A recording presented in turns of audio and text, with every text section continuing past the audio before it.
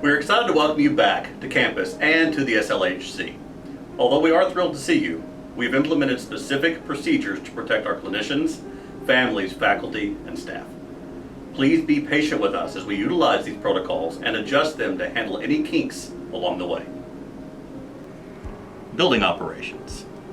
The SLHC has been sanctioned off to limit contact in clinical spaces.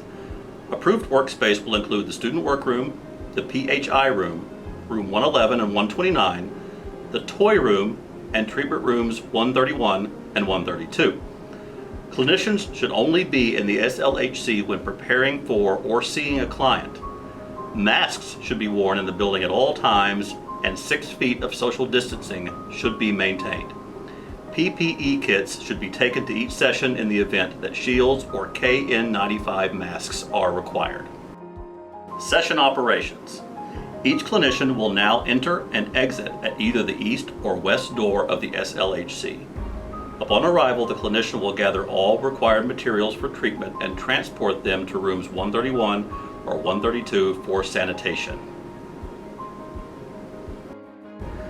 The clinician will disinfect, wash, and rinse all materials that are able to be submerged in water. While air drying, the clinician will enter the toy room and gather any additional materials required for treatment. Utilizing a clean bin, all cleaned and dried personal and clinic materials will then be transported to the screening zone. The clinician will complete the COVID screening and document results in the screening protocol binder. These results must be verified by another clinician, supervisor, student worker, or faculty or staff member. Once documented, the clinician can enter the designated clinical area and begin setting up the treatment room. 5 minutes prior to client arrival, the clinician should be at the entry point waiting for their client for drop-off. The clinician will approach the vehicle, ask the screening questions, and once all entering have been cleared, escort all involved to the treatment room. Upon entering the treatment room, hand sanitation will be performed by all entering. Throughout the session, any materials used should be returned to the bin, both personal and clinic owned. Hand sanitation will be performed by all upon exiting. At the end of the session, the clinician will escort the child to the exit point.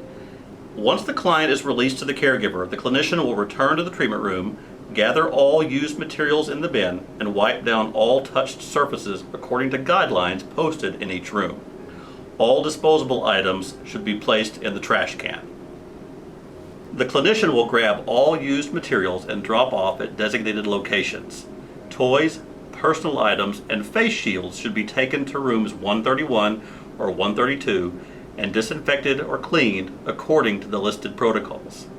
Items in the toy room may not be used until completely air dried and reshelved. Any personal items should be returned to your personal bag or tote, and totes should be washed daily. Our number one concern is the health and safety of our students, faculty, staff, and families. You are part of that process when it comes to the SLHC. Thank you for taking the required action to protect those that we serve.